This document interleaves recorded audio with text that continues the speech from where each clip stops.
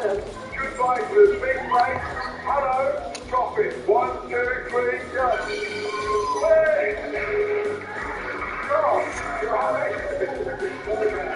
The breaking of the place, how symbolic was that? Wasn't it awesome? That would be old and, Anya was going to be everything that Joey wants it to be. Good night, guys. First day in the court, I couldn't wait until that guy said goodbye. But once I got beyond my pride being hurt, my ego being hurt, and started listening to what he had to say, he was like a true mentor to me.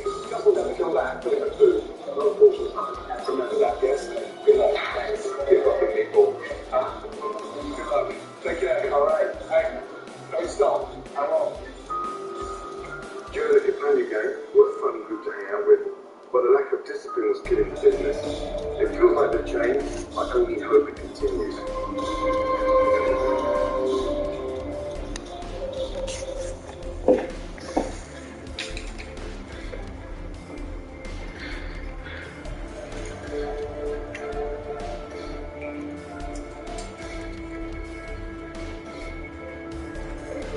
A character win. The Vancouver Canucks take it 6-4 over the Toronto Maple Leafs today in Hockey Today in Canada. And I gotta say, this team just keeps on proving to us that they are the best team in Canada. I don't care about the Winnipeg Jets right now. They're a good team as well. But man, to come away with that sort of victory over the Toronto Maple Leafs, we faced our adversity, had a couple unlucky bounces. The refs were absolutely horrible, and we still come away with a convincing 6-4 win. It was a crazy game, and I have a lot I want to unpack. So how about you all sit back, get comfortable, and let's go through what went down in this hockey game. So early on in this game, we have the man who has the biggest hog in the National Hockey League, Nils Höglander. He gets his first of the game and ties his career best, 13 goals on the season. And he stays at 4th overall in the Canucks scoring race, but still isn't getting power play time, which is a little bit unfortunate. But he gets us on the board with a nice little spin-around play, gets by Martin Jones, and the boys go up 1-0 in short order. And man, at this point, Nils Höglander, have whatever you want, buddy, because he gets his second of the game here. A nice sharp angle shot, goes short side on Martin Jones, beats him, and now Höglander has himself a new career high already into the season. Beautiful stuff from the man. He gets us up 2-0, and I'm absolutely buzzing. The Leafs have themselves some nice chances, nice saves from Demko there, couple power plays, but nothing got by the brick wall himself. And then, man, do I even have to say anything else? The GOAT line in the National of Luger, Garland, and Joshua gets to work yet again. Luger with some nice work in front, dishes it up to Garland, and then he finds the back of the net. A perfectly placed shot there on a scrambling Martin Jones puts the Canucks up 3-0. And at this point, I'm like, man, let's go for double digits here. But I was getting a little bit ahead of myself because that's where the period ended. And then things went a little bit sideways. I really did think that was one of the better Canucks periods all season because of the way that they played from top to bottom. But early on in the second, the Leafs had themselves some pushback, did sustain pressure in our zone. And then William Nylander, who was fresh off of a new paycheck, finally decided to score a goal. A little bit of an unconventional one. He spun around, caught Demko by surprise because the big man Tyler Myers was directly in his sight line. But I will let off Myers on this one. He's had a really good game, so fair enough. The Canucks have their lead cut down. It's a 3-1 hockey game. But oh, what's this? Mara gets the puck, makes a really nice pass over to McCabe, who puts it in the back of the net on a stretched out Demko. And at this point, I'm a little bit more nervous, and I have good reason to be, because the Leafs, for some reason, when they're down, always turn it up a couple notches, so fair enough. But at this point, I'm like, okay, you know what? Surely the Leafs' luck has run out, and the Canucks have learned that, so it is what it is. What do you do about it? Bad bounce, so yeah, you gotta let the boys off. But still, we lost a 3-goal lead in like 3 minutes, so, I mean, what are we really doing here? Anyways, the Canucks, despite losing the lead and having themselves a timeout with Rick Tocchet, didn't have much of a pushback other than the third line. I mean, the Leafs got themselves a fourth that was disallowed because Tyler McKinnon needed to the back of the net, so thank God we didn't have to deal with that. But then, when all else fails, man, Connor, the GOAT, Garland, gets us back on top with a beautiful goal. Martin Jones was complaining for some reason, but there's no reason to do that. Garland got himself another one. 2 goals for Garland, 2 goals for Höglander, the 2 short boys on the team, getting us on the board, and I love to see it. It's 4-3 at the end of the second intermission. This is... So early on into the third period, the Canucks finally got themselves a power play, and I'm thinking, yes, all right, the boys can go to work.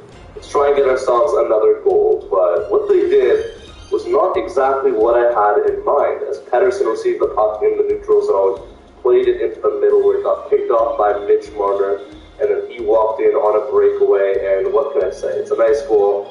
Bit of an errant pass by Pettersson, but we moved. Suddenly, it's 4-4 in the third period.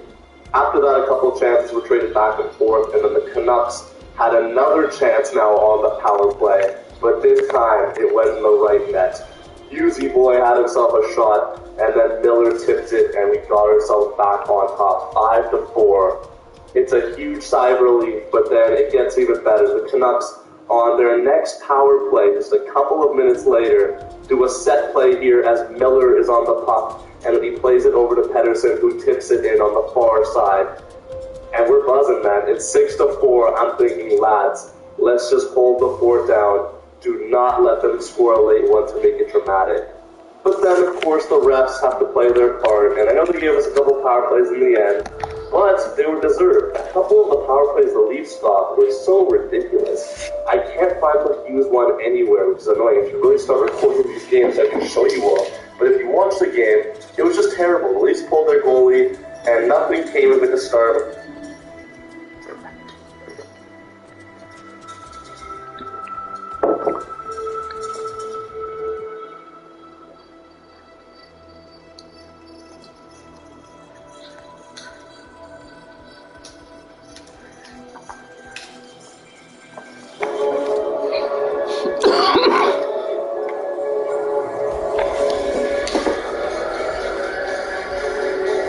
Ladies and gentlemen, on this day, I see clearly. Wait a minute, we're not talking about Toronto. Today we are talking about Edmonton and Calgary instead. On this very fortuitous hockey day/hockey night in Canada broadcast, where the Oilers have literally broken history.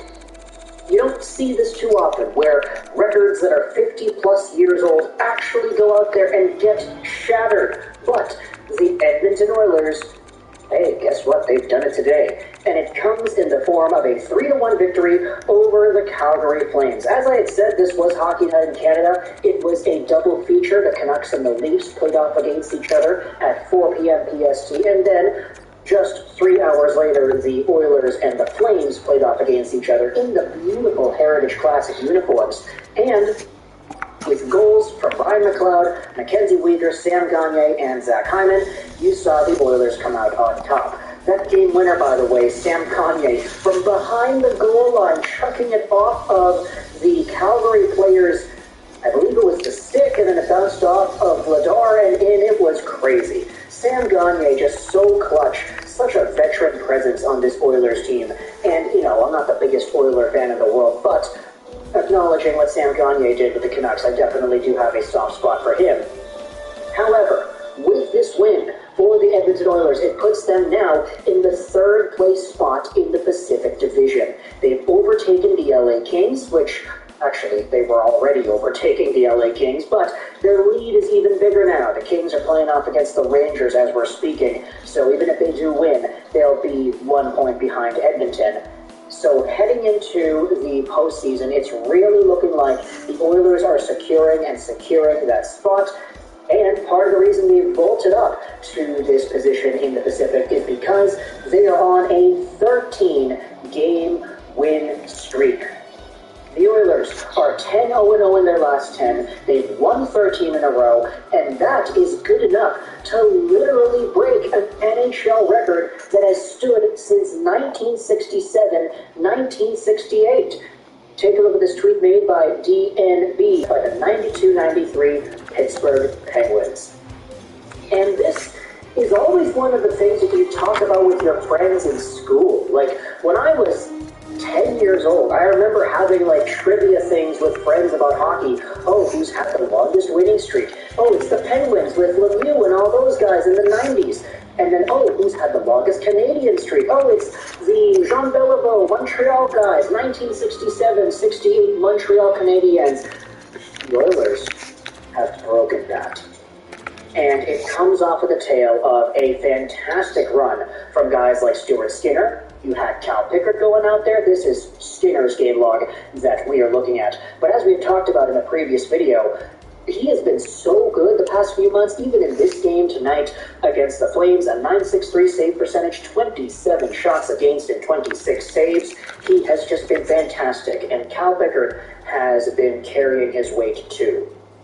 Just take a look at the goals against for Skinner. 1 goal against in the Ottawa game, 1 goal against Chicago, 1 goal against Montreal, 2 against Toronto, 2 against Seattle, 1 against the Flames.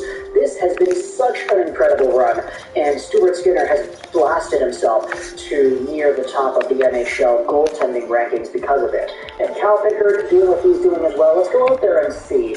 But he's been pretty good too. 3 goals against the Devils, but the Oilers scored 6, which is good. And then 2 goals each against the Red Wings and the Anaheim Ducks. What I wanted to do as well, celebrating this Oilers achievement, was go over the last team to actually do something like this for a Canadian squad. Let's talk about that 1967-68 Montreal Canadiens team and try to figure out what the Oilers could accomplish based off of what that team accomplished. So if we head over to Wikipedia, there is a page for the 67-68 Montreal Canadiens season. This actually was the 15th Stanley Cup winning year for the Montreal Canadiens in their entire history. Now, they've won so many Stanley Cups, so 15 seems like nothing at this point, but they won the Stanley Cup in 67-68. And if you take a look at some of the point production, the leader in goals was Jean.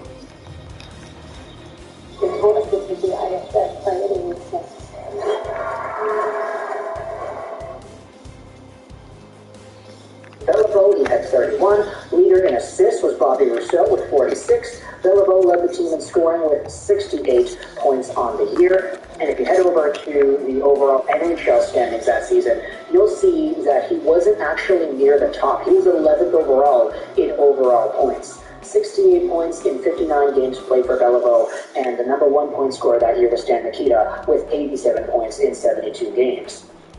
You also have yourselves Phil Esposito, Gordie Howe, a few other guys whose names have been cemented in NHL history. And for Beliveau specifically, I mean, we all recognize that he was one of the best players to ever play the game. But this 67-68 season was actually near the tail end of his career. He had already been playing with the Montreal Canadiens for over 10 years now at that point. So this Canadiens team, with Beliveau as the captain, where they won these 12 games in a row. You had other guys here, Cormier, Dick Duff, Jacques Lemaire, Provost over here, lots of other guys that you'll recognize. Andre Richard was here too. He must have been really old in this season, wasn't he? 67, 68? Yeah, this is also like one of those later seasons for the Pocket Rocket. But either way, this Montreal Canadiens team was good enough to win themselves the Stanley Cup Finals, sweeping the St. Louis Blues. That's kind of funny because 67, that was the expansion season. St. Louis was new in the NHL. So thinking about how everything formed to get St. Louis into the finals in the first place, I mean, you could see that every single game in the finals was decided by 1 goal, and 2 of these were in overtime. So even though it was a 4-game sweep, even though the Blues were the brand new team in the NHL alongside all these other squads, it was still a lot closer than you would anticipate based off of a 4-0 sweep statistic. Either way, though, I'm not saying that the Edmonton Oilers of 23-24 are guaranteed to be doing this and winning the Stanley Cup and sweeping whatever expansion team is in the finals because, that's technically impossible nowadays. But when it